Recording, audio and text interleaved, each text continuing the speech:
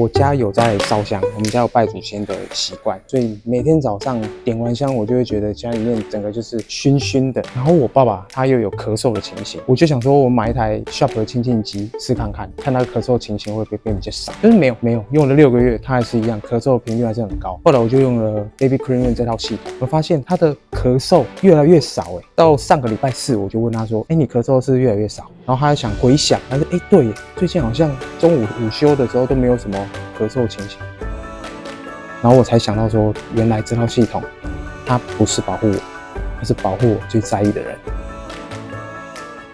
想了解更多资讯，订阅我们的频道，并开启小铃铛。